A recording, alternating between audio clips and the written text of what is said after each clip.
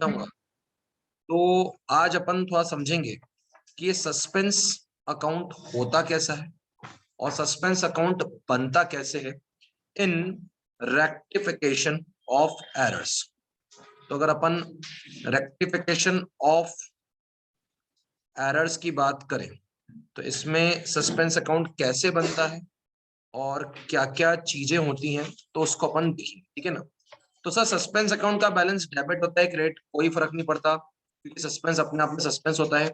जिस तरफ साइड कम होगी उतना उसका बैलेंस ज्यादा है, गेटिंग इट। तो अगर सर आपसे बात करें तो फॉर्मेट का था डेट पर्टिकुलर्स डेबिट और डेट पर्टिकुलर्स क्रेडिट, ठीक है ना। अब आपको बोल सकते हैं कभी कभी किसी क्वेश्चन में trial balance of Mister X does not agree shows excess debit of 12,300।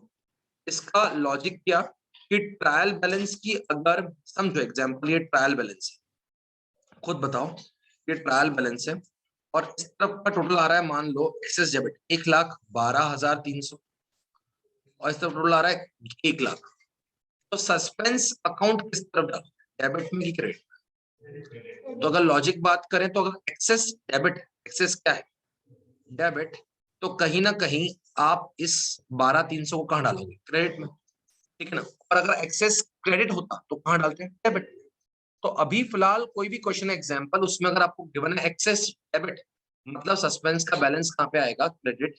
आप लिख सकते हो इधर बाय बैलेंस ब्रॉट डाउन या bye difference in trial balance, difference in trial balance. TB का मतलब क्या हो गया, डिफरेंस इन ट्रायल बैलेंस, ठीक है क्या। अब अगर अपन सिस्टमेटिक बात करें तो this is a suspense account. अब इसके साथ हमेशा आपको कुछ ना कुछ एरर दिए होंगे जिनको आपको ध्यान में नहीं रहे। सर वो कैसा एरर है, तो पहला एरर दिया हुआ है समझो एग्जांपल, आपको एग्जांपल के रूप में दिया हुआ है। First error, cash receive, cash receive from Raj 5,000 posted to the Kamal account as 6,000। Cash receive from Raj posted to debit of Kamal as cash receive कितना होता 5,000 posted to the debit of Kamal as 6,000। अभी समझो सर इसकी राइट एंट्री क्या होनी चाहिए, cash to Raj that is कितना 5,000, ठीक है। आपने कमल के भी जाके डेबिट में लिख दिया कितना 6,000, posted to the debit of Kamal account कितना 6,000। अभी सर ऐसे में क्या करा जाए, तो इसका मतलब क्या राज क्रेडिट हुआ, डोंट नो, लेकिन सर कैश तो शायद डेबिट नहीं हुआ या कैश तो डेबिट हुआ है और आपने इसकी गलती कर दी, कैश भी अगर मैं बात करूं क्वेश्चन में से कुछ बोल नहीं रहा है, posted to the debit of Kamal account as कितना 6,000। तो सर इस पूरे अकाउंट में गलती क्या है, सबसे पहले तो क्या राज को क्रेडिट होना चाहिए था, क्या राज क्रेडिट हो पाया, तो क्या आपको टू राज करके क्रेडिट कर देना चाहिए, हाँ, कितना 5,000। सर कैश को डेबिट होना चाहिए था, क्या कैश डेबिट हुआ है, हाँ। क्या कमल को डेबिट होना चाहिए, सर कमल से तो कोई पैसा आया ही नहीं, तो कमल को डेबिट किस बात का, तो आपको कमल को क्या कर देना पड़ेगा, क्रेडिट। क्या करना पड़ेगा, कमल ते को डेबिट नहीं होना चाहिए था तो कमल तू क्या हो जाए क्रेडिट, कितना 6,000।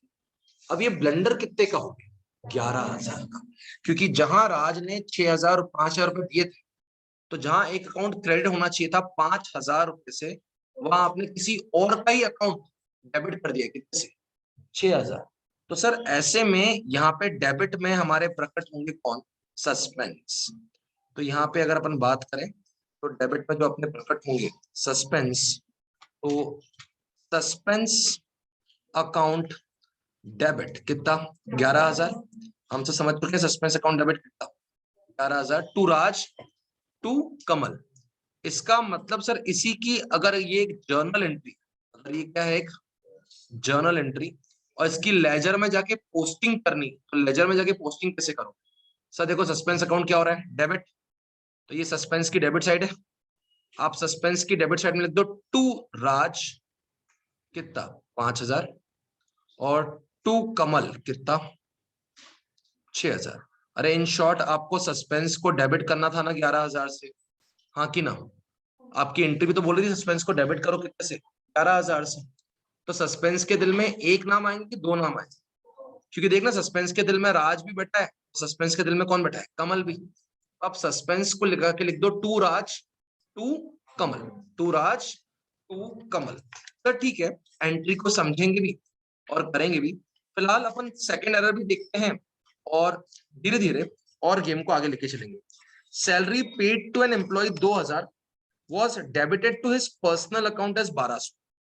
इसका मतलब सैलरी आपने कहीं ना कहीं paid to employee, salary paid to employee कितना, 2,000 debited to his personal account.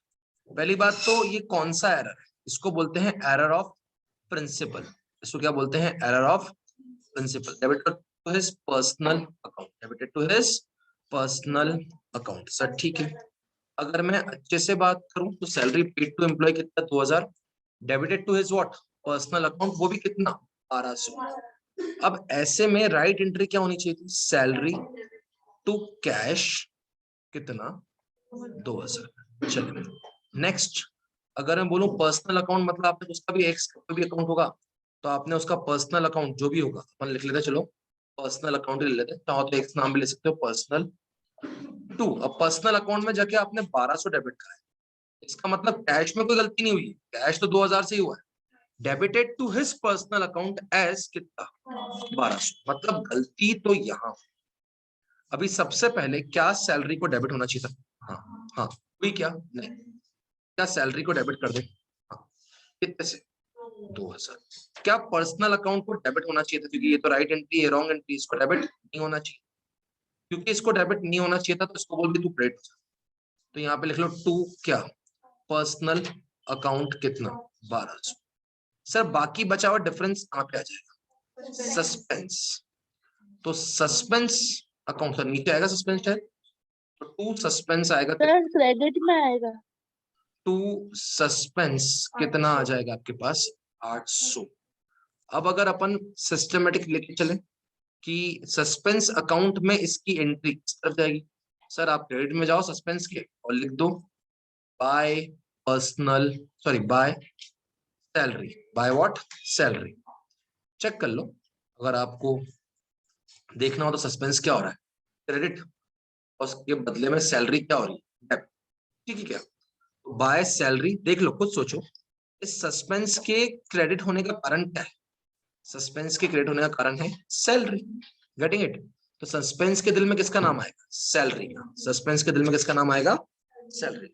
अगर मैं थर्ड एंट्री सोचूं कि इन्होंने क्या दे के रखी है, तो कुछ इस प्रकार से दे के रखी है, goods, goods withdrawn, goods withdrawn by proprietor, goods withdrawn by proprietor कितने के, 1,000 was credited to sales account at 600, were credited to sales account as 1,600।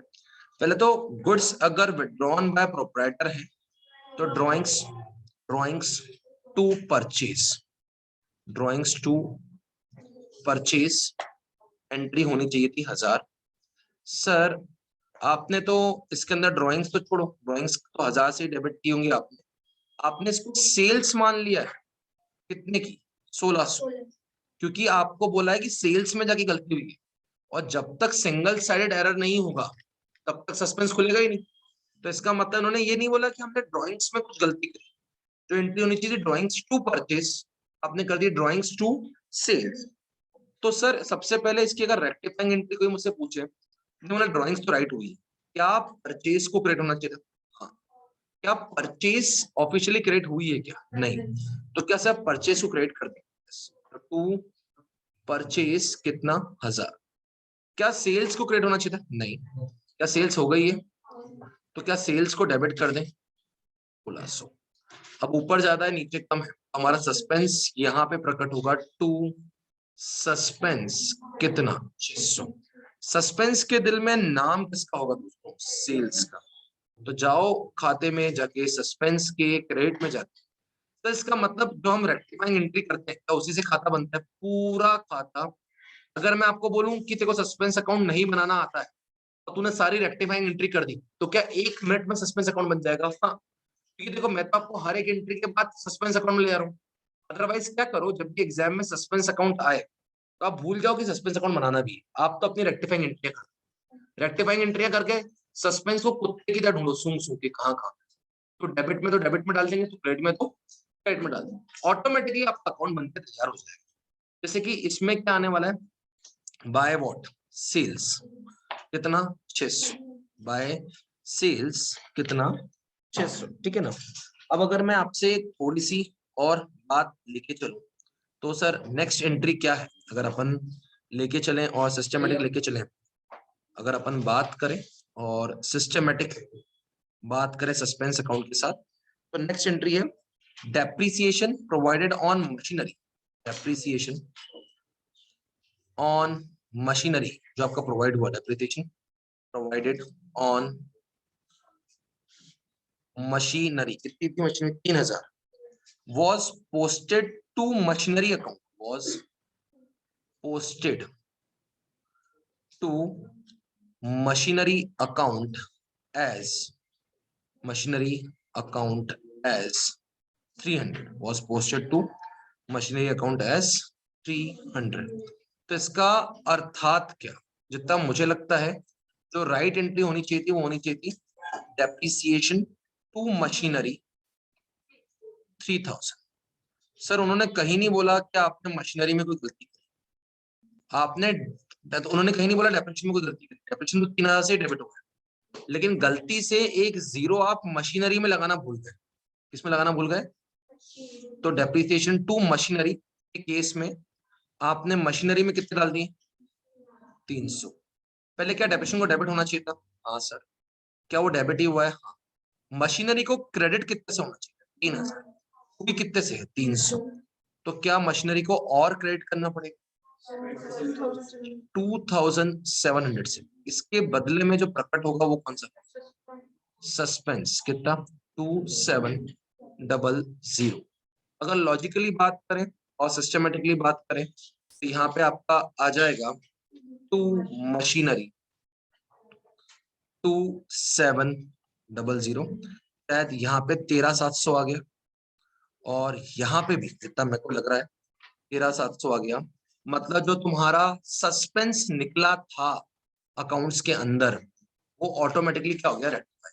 तो इसका एक्चुअल यूज कहाँ होता है और एक्चुअल यूज क्यों होता है, अगर अपन बात करें तो आपको ये बात समझनी पड़ेगी कि इसका एक्चुअल यूज आपका, जैसे आपने पूरे फाइनल अकाउंट्स बना लिए, आपने जर्नल एंट्री कर दिया, आपने लेजर कर दिया, आपको स्कूल में कभी कभी प्रोजेक्ट मिलता है कि क्या जर्नल बनाओ, लेजर बनाओ, देन बैलेंस शीट बनाओ, सब कुछ बनाओ। तो अब आपके ट्रायल बैलेंस टैली नहीं हो रहा है, अब अचानक ट्रायल बैलेंस टैली नहीं हो रहा तो क्या करोगे? तो फिलहाल आप क्या बोलते हो कि चल जितना डिफरेंस आ रहा है उसको अपन सस्पेंस में डाल देते हैं। तो अब उसको सस्पेंस में डाल के लिख देते हैं कि भाई इतना रुपया घपला आ रहा है, जैसे इन्होंने लिख दिया 12,300 घपला आ रहा है। Then they reconsider all the journal entries. तो जब रिकंसीडर करते थे जर्नल एंट्रीज अलग अलग डेट की, तो उनको गलतियां सामने उठ के आती, या ये गलती हो गई, 3000 की जगह 300 लिख दिया था, इसकी जगह वाला अकाउंट क्रिएट कर दिया था। तो इन सारे अकाउंट को सही कैसे करें? रीजन भी क्योंकि एंट्रियां तो कभी फरवरी में हुई, कभी मार्च में हुई, कभी अप्रैल में हुई, कभी जून में, कभी भी एंट्रियां हुई। तो आज उन सारी एंट्री को उस बैक डेट में जाकर तो चेंज नहीं कर सकते, वहां पे जाकर तो रजिस्टर के अंदर कुछ नहीं कर सकते। तो फिर वो सारी रेक्टिफाइंग एंट्रियां करते, रेक्टिफाइंग एंट्री से जितना सेल्स को क्रेडिट होना चाहिए उतना क्रेडिट हो जाती, जितना परचेज को डेबिट होना चाहिए डेबिट हो जाती, जो पर्सनल अकाउंट को हटाना था वो हट जाता है, ऑटोमेटिकली उसके अंदर सस्पेंस का सारा ऑलमोस्ट बैलेंस क्लियर हो जाता है। इन 90% of the cases suspense account पूरा खत्म हो जाता है। देखो इसमें सस्पेंस अकाउंट में कुछ बैलेंस बचा क्या? नहीं। इसका मतलब अब आपका जो रिफाइंड ट्रायल बैलेंस वो क्या पूरा सही हो चुका है? हाँ। क्या वो फ्री फ्रॉम सस्पेंस हो चुका है? हाँ। तो क्या सर ये सस्पेंस अकाउंट बनता है? हाँ। सर करने का तरीका जैसे आपने सीखा वो सही है, मैं तो बोलूंगा पहले सारी रेक्टिफाइंग एंट्रियां कर लो। एक बार सारी रेक्टिफाइंग एंट्रियां करके हर एंट्री में क्या ढूंढ लो? सस्पेंस, कि सस्पेंस तो डेबिट हो रहा है कि तो क्रेडिट हो रहा है। तो डेबिट हो रहा है तो तेरे डेबिट में चले जाएंगे, तो क्रेडिट हो रहा है तेरे क्रेडिट में चले जाएंगे। आई थिंक अगर यहाँ तक समझ में आया तो इस क्वेश्चन को पूरा करो।